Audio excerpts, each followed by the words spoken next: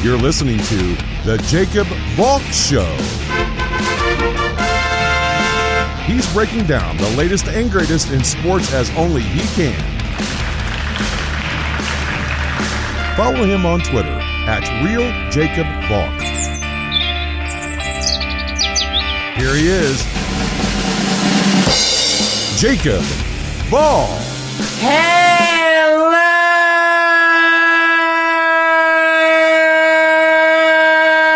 sports fans. Welcome to another edition of the Jacob Valk Show.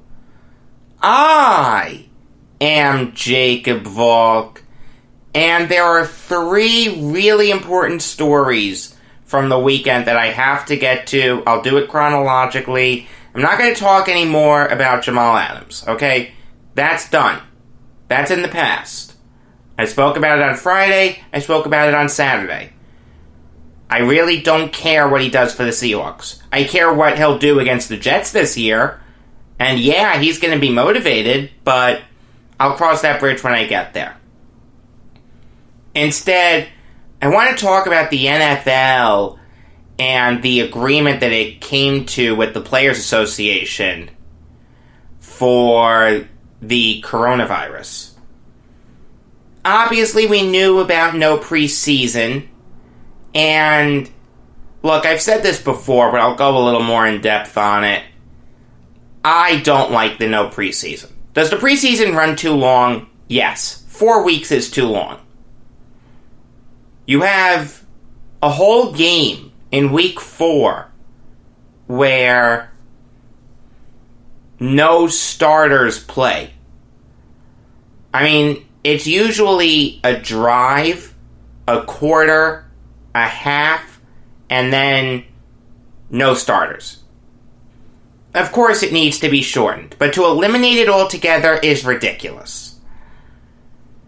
I understand the player's point that they don't want to play in meaningless games, but those aren't meaningless games to everyone. Think about the rookies on the bubble. Think about the undrafted free agents, the draft picks, even the veterans who are in competition with a hotshot rookie to try and make the team.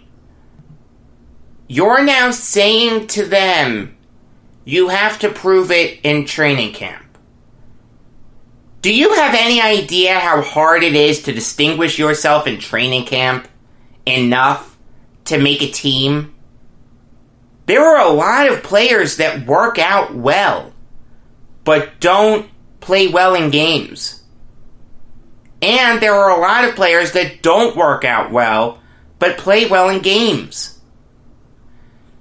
Training camp is not an acceptable substitution for the preseason. I don't know if teams are going to be allowed to do this, but maybe they'll have intra-squad games. Similar to what MLB teams had. And even then, that's not a perfect substitute. I mean, in training camp, you have a few plays against each other. But I can tell you, those players don't all go 100%. Some do. The guys on the bubble do. But the established veterans don't. And maybe they don't go 100% in the preseason either, but they do ramp it up more there than they do in training camp. I'd have liked 2 games for this preseason and 3 going forward. The no preseason, I think, is ridiculous. I understand why the players wanted it. It eliminates unnecessary travel. And as we saw with Major League Baseball, travel is a huge issue when it comes to dealing with the coronavirus. So I understand where the players are coming from, but they are screwing over the rookies, the veterans on the bubble, a lot of people who needed to show out in games to make the team. Now, the only way to do it would be through intra-squad games. And I guess it's possible that you can make the team that way, but it's not as good as if you're going up against people in similar circumstances on other teams. The salary cap for next season is going to drop a lot. It's currently $198.2 million. Next year's salary cap will be no lower than $175 million. That is a $20 million drop. Do you have any idea how much that is going to screw over teams? Holy moly, how many teams are there in the NFL that spend right up to the cap? I mean, granted, in free agency this year, you knew that the coronavirus could throw a wrench into the salary cap. And now the Jets actually look really smart for not going crazy in free agency. I don't know if Joe Douglas had this in mind when he didn't sign anyone in free agency, but I'll give him the benefit of the doubt and say he did. So, hey, Joe Douglas was playing chess when everyone else was playing checkers. I mean, now the teams that have the bloated payrolls, they're going to need to be really creative with how they get under the cap.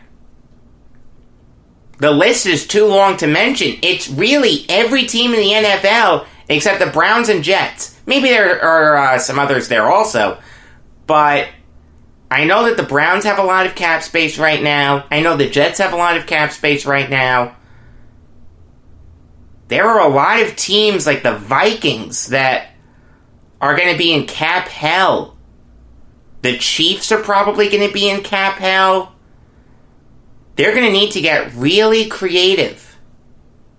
The reason that this is happening is because the owners aren't going to have as much revenue coming in without fans in the stands. So, basically what the salary cap is it's a way to protect owners against themselves. There are owners and GMs out there that will hand out crazy contracts to players that don't deserve it. With a salary cap, granted, that still happens, but if there was no salary cap, it would happen 1,000,000 times more. So what the NFL has done is it's basically said to their owners, look, we know you're not going to have as much money coming in. We're not going to let you guys spend yourselves into oblivion. We're going to protect you guys. And I'm sure the players really didn't like this, but you know what? I commend them for agreeing to this.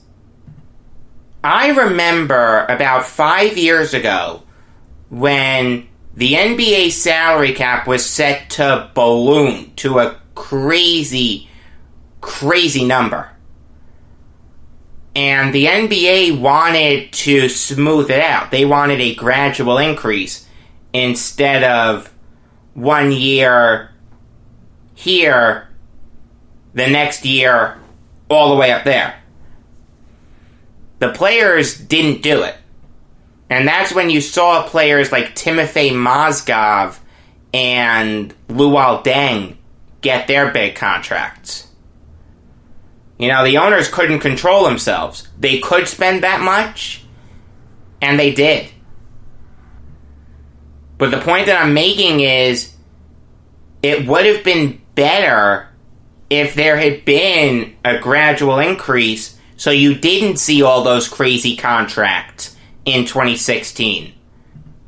I don't know if the NFLPA had that in mind when they agreed to this. I mean, the players got a lot of money, so they probably didn't.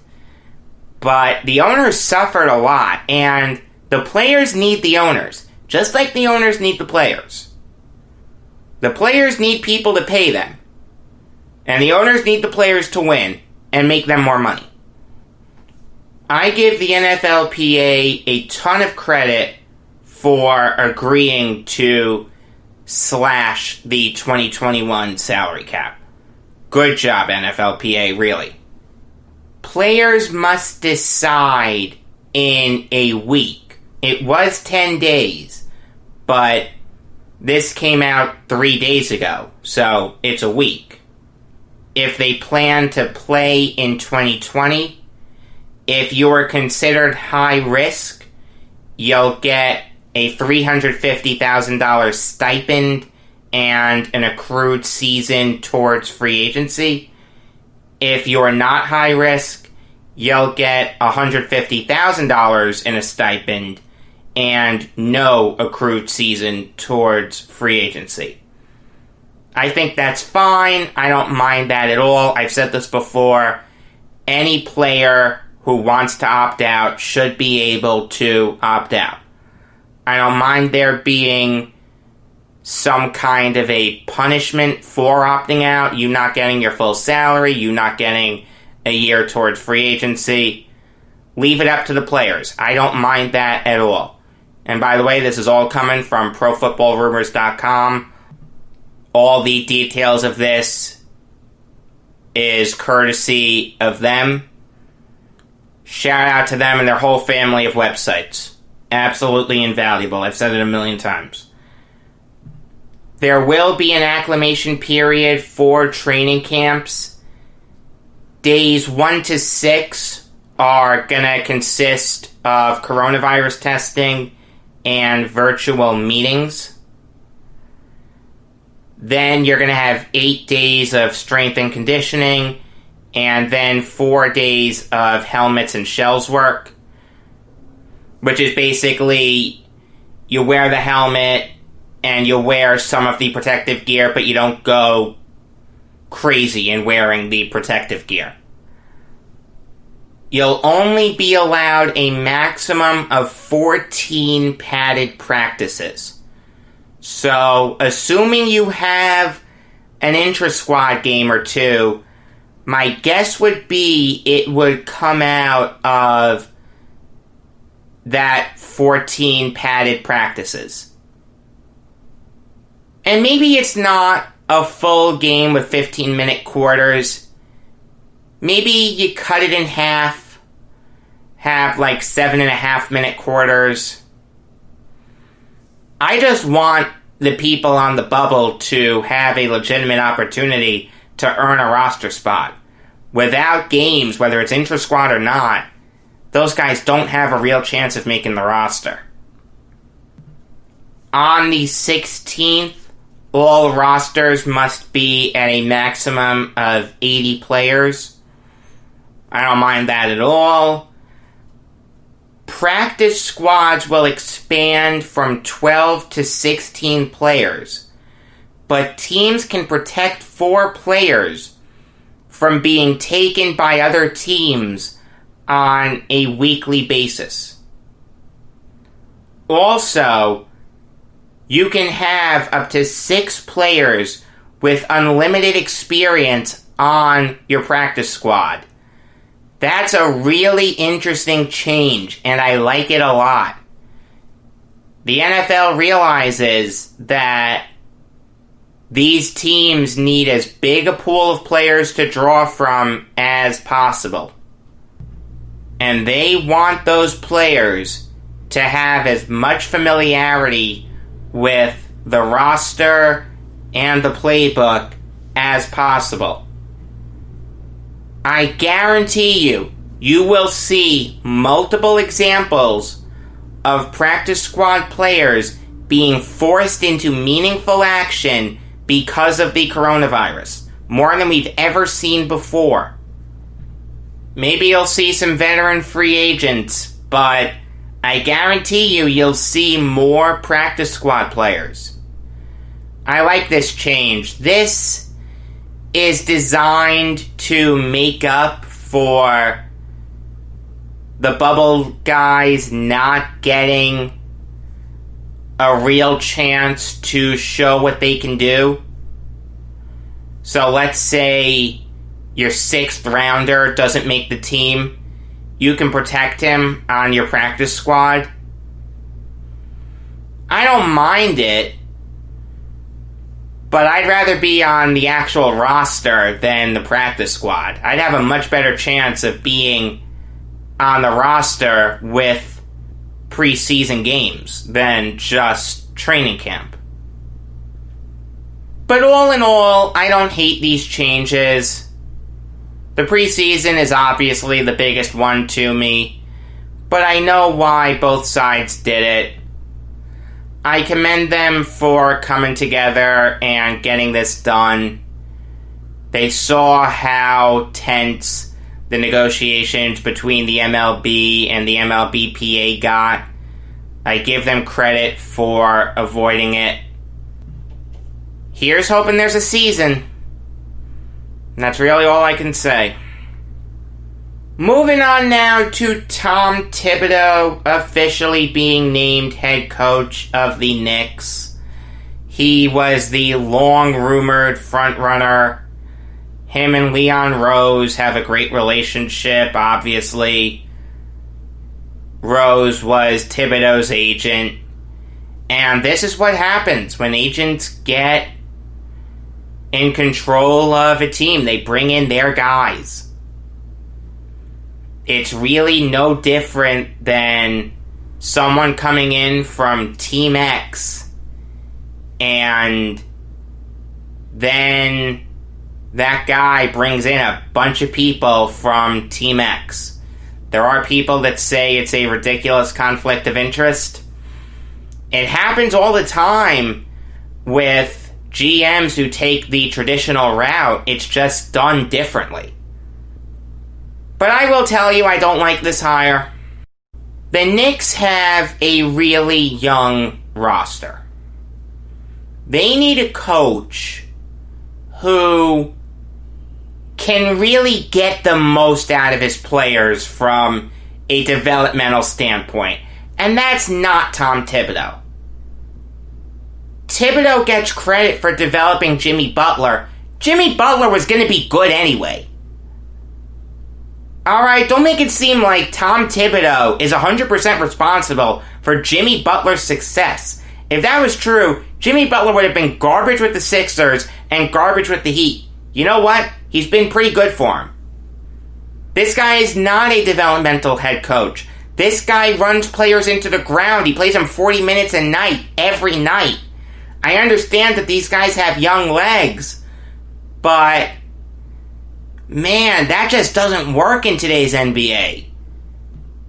And also, the Knicks don't have anyone that you want playing 40 minutes a night. I mean, who on that roster do you really want for 40 minutes? Julius Randle? I mean, come on. This guy has had issues wherever he's been. In Chicago, he clashed with the front office. In Minnesota, he clashed with the players. This is not going to work. The Knicks would have been so much better off going with Kenny Atkinson. I am so happy that the Knicks didn't hire Kenny Atkinson because I don't want to root against him. I mean, I said this the Monday after Atkinson was fired. As a Nets fan, I didn't want Atkinson to get the Knicks job because it would have been the right hire. The Knicks need a developmental head coach. There is no better developmental head coach available than Kenny Atkinson. This guy developed Spencer Dinwiddie. This guy developed Joe Harris. This guy developed D'Angelo Russell. This guy developed countless players for the Nets. If you want to throw Caris LeVert in there also, you can. And now the rumor is that some of the runner-ups may end up on the Knicks staff with Thibodeau. If Thibodeau is okay with that, I'm fine with that. But if I'm Leon Rose, I'm not forcing that. That is a really, really bad idea if Tom Thibodeau doesn't want these guys. Just hypothetically, let's say that Leon Rose wants Mike Miller to stay, but Tom Thibodeau doesn't want Mike Miller to stay. Thibodeau should get full control over his staff, just as every head coach should. I understand why Leon Rose would want Miller to stay, but at the end of the day, you have to trust Thibodeau to be the coach. And part of being the coach is bringing in a staff of guys that he trusts in order to bring the Knicks back into the playoffs. Not people you trust. I had said before that I didn't like the Leon Rose hire. Now I think I'm looking pretty smart. We all knew that Thibodeau was going to be the next head coach of the Knicks. Like I said, he was the long-rumored frontrunner. But I think it's a huge mistake. I don't think Tom Thibodeau is going to work in this NBA. Maybe 40 years ago he would have worked. But not in today's NBA. I'm so happy that they didn't go with Kenny Atkinson. Moving on now to the Miami Marlins, and they have 10 new cases of the coronavirus. They had 4 over the weekend. From people connecting the dots, and I don't know if this is true or not, but these are the 4 names that have been out there the most. Jorge Alfaro, Jose Urena, Garrett Cooper, and Harold Ramirez. Now, they've had 8 new players plus 2 coaches. That's a total of 14 members of the Marlins organization that have gotten the coronavirus. And that has led to tonight's Yankees-Phillies game being postponed. God only knows what's going to happen afterwards. I mean, we need rapid testing of every single Marlin who was in Philadelphia and every single Philly. And now you're hearing a lot of people say that this is going to start the decline of the MLB season. And look, I understand where those people are coming from. Rob Manfred said on the Dan Patrick Show that a situation just like this would cause Major League Baseball to reevaluate what it was doing. Now, I'm not saying that Major League Baseball needs to cancel the season, but they better hope that this gets contained quickly. See, the thing is, according to initial reports, and this may change, but as of right now, no one did anything stupid. Everyone was following the appropriate protocols. Yet we still have 14 Miami Marlins, 12 players and 2 coaches with the coronavirus. So it's clear that what Major League Baseball is doing isn't working. And the big thing is their lack of a bubble. They're allowing these players to travel from city to city. Now, I understand that this is the first series that the Marlins have played. But they still had to travel from Miami to Philadelphia. With a bubble, once they got into the bubble, they're not leaving. And we've seen that the bubbles work. The MLS has done it perfectly. The NBA has done it perfectly. Yes, Major League Soccer had 2 teams withdraw from the MLS's back tournament, but they were able to persevere. Major League Baseball, I don't think can. By allowing these teams to travel from city to city, you're inviting more instances of organizations being decimated by this. And I've heard people say that Major League Baseball couldn't do a bubble because the only states with enough ballparks are Arizona, Texas, and Florida. California may have been in there also, I don't remember. But those are all coronavirus hotspots. You know what? The NBA and the MLS are in Florida. And they've done it. They've created a bubble. Now, you still have instances of people being stupid, but the protocols are working. If players want to leave, you can't stop them. You can only punish them severely. If people want to be idiots, you can't stop them from being idiots. Trust me, I know.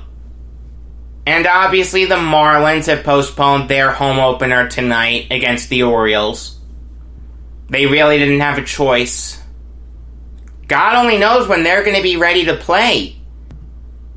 They're going to need to bring up a lot of people from their player pool, assuming they're okayed to play tomorrow. And that's a big assumption. Major League Baseball tried a moving bubble where everyone was supposed to follow these protocols, but you still travel from place to place. Well, it didn't work. And this is a bad harbinger for the NFL. The NFL needs to find a site with 16 stadiums. The only state that I can think of that would have that would be Texas. Because high school football is huge in Texas. College football is huge in Texas. You could do it theoretically there. But again, you've got to move quickly. Roger Goodell needs to learn from this. He needs to move quickly. The Players Association needs to move quickly. I don't think you can trust these teams to travel from state to state. You're just inviting trouble. See, here's the thing. The masks that people wear, while they probably offer some level of protection from you getting the coronavirus, that's not their main job. Their main job is to prevent you from spreading the coronavirus. So these players really aren't being 100% incubated. I mean, keep in mind, all it takes is one person to not wear their mask correctly. I've seen a lot of people wear masks and they don't cover their nose. So the coronavirus is being expelled through their nose. And it can get to the player even if the player is wearing the mask. That is possible. I'm not saying this is going to bring about the end of the MLB season, but this could be the start of something nasty. And hopefully the NFL learns from this and gets its players into a bubble as soon as possible. I don't know how it can be done so quickly. You've got a lot of people that you need to put in bubbles. You've got over 1,700 people that you would need to put in hotels. That's going to be tricky. But if anyone can do it, it's the NFL. They have the money to do it. I think that's what needs to happen for the NFL season to get safely off the ground. Moving on now to the Dolphins trading for Adam Shaheen.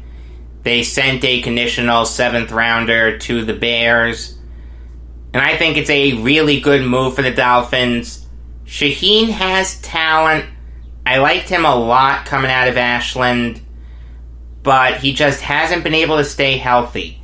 In his 3 seasons in the NFL, he's only played in 27 games. And he's only started 13. Now he has talent. 26 catches for 249 yards and 4 touchdowns. So when he's gotten on the field, he's been serviceable. He hasn't been great, but he hasn't been terrible. And the Dolphins needed a backup tight end to Gesicki. Guys like Durham Smythe and Michael Roberts aren't going to get the job done if something happens to Gesicki. Shaheen can. I understand why the Bears did it, because they had a huge logjam at tight end. They have Cole Kmet, they have Jimmy Graham, they have Demetrius Harris. They have a lot of tight ends. But all in all, I'm going to say the Dolphins won it. They got a young player with talent for just a 7th rounder. And a conditional one at that. I mean, this is worth the, for lack of a better word, gamble for the Dolphins. And even then, it's not much of a gamble at all. Moving on now to the Arizona Coyotes, and they have a new GM. John Chayka terminated his contract with them, and Steve Sullivan, former Nashville Predator, is going to be their interim GM. There's a lot to unpack here. Ownership had a dinner with Taylor Hall, who's set to hit free agency. And obviously they want to keep him around. Nothing wrong with that. But Chayka wasn't there. That's not a good look when you're having a dinner with someone to try to keep them around when they're a free agent. And you don't have the GM there. According to Craig Morgan of AZ Coyotes Insider, Chayka interviewed for another job, not with another NHL team, but another opportunity somewhere else. And that evidently ruffled some feathers within the Coyotes organization. And now Chayka has left the Coyotes. Obviously, this situation could have been handled better. What's important to realize here is that according to Elliot Friedman, the Coyotes allowed Chayka to take this interview. Now, maybe it's possible that they thought he declined the opportunity and they were just trying to be nice. But once he says yes, you don't have any recourse. You allowed him to take the interview. If you didn't want him to take the interview, just say no. We want you here. It's like that Simpsons episode where Bart wins a radio contest. And he has a choice. Either, I think it's cash. And maybe tickets to something, but I think it was cash. Or an elephant. He picks the elephant. The radio station says, no one picks the elephant. You're not supposed to pick the elephant. Well, if you didn't want him to pick the elephant, don't offer the elephant as a choice. Having said that, though, Chayka could have handled this better.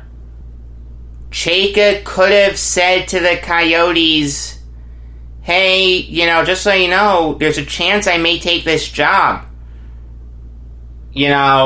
I don't know what the job is, but maybe he knows the boss. Maybe it's a better salary, better hours. I don't know. But I think it's fair to say that both sides didn't handle this well. The one thing I'll say is Chayka leaving isn't a big loss for the Coyotes. This guy was there for 3 seasons, and the Coyotes were dreadful under him. They never made the playoffs. I mean, they were abysmal. They never finished with 40 wins. I saw some people on Twitter saying that Chayka really wasn't an analytics guy. Don't take this as an indictment of analytics for the NHL. Well, that's not true. You know how I know that? Chayka was part of a company called Staffleets. And Staffleets is a hockey analytics company. To say that he wasn't an analytics guy is just nonsense. Of course he was. Maybe he didn't build the team through an analytical model, but that's how he got the job. Look, I'm not a big analytics guy for baseball, as you know. I'm definitely not for hockey. Football, I get it. I'm a big pro football focused guy. And basketball, I get the analytics. I agree with some of them. I disagree with some of them.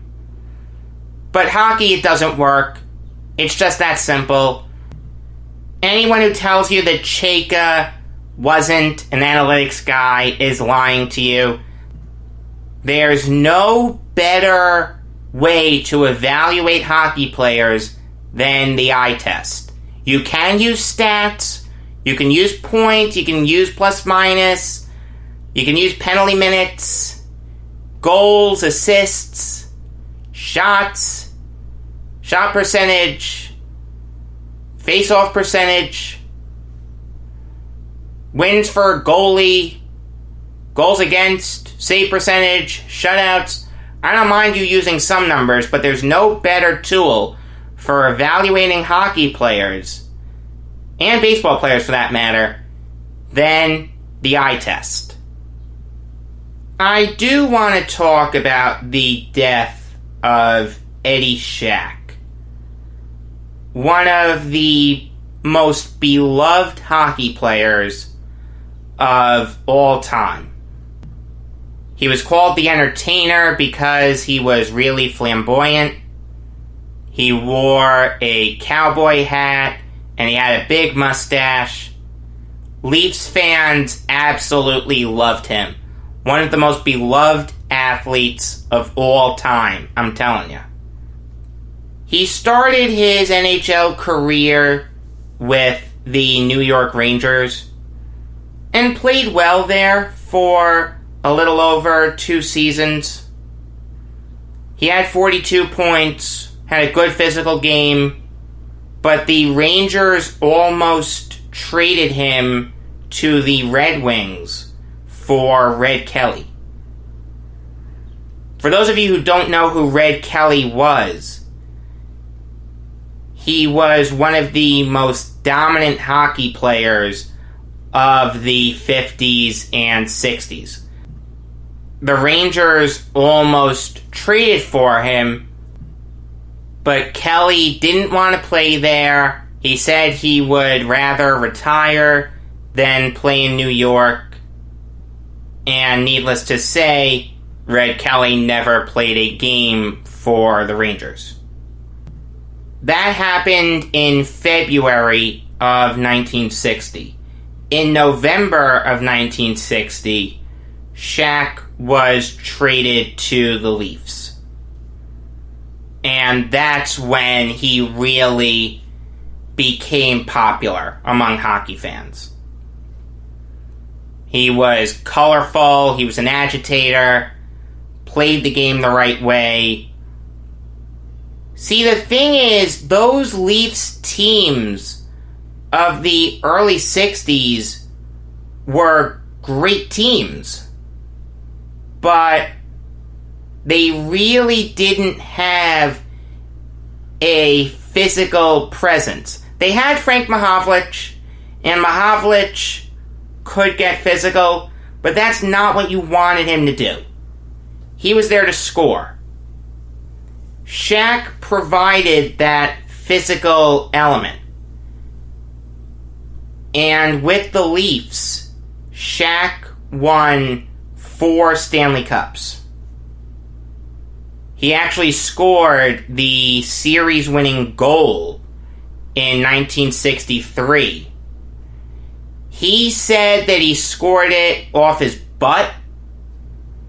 I don't know how true that is, but that's what Shaq said. He was trying to get out of the way, but he ended up redirecting it in off his backside. Hey, it counts. He was so beloved in Toronto that there was actually a song written about him. Clear the track, Here Comes Shaq.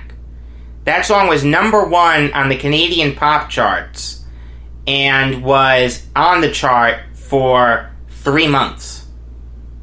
Think about it. This third liner was getting songs written about him. Not Frank Mahovlich, not Dave Keon, not Rhett Kelly. Eddie Shaq. But in addition to his physical play, Shaq was also capable of putting the puck in the net. He's one of only 9 players, and I didn't know this, thank you Wikipedia. He's one of only 9 players in NHL history to score 20 or more goals in a season for 5 or more NHL teams.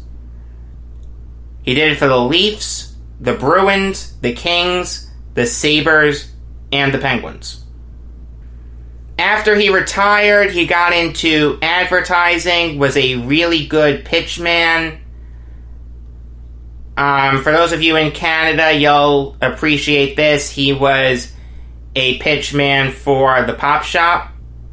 He also did some advertising for Schick razors.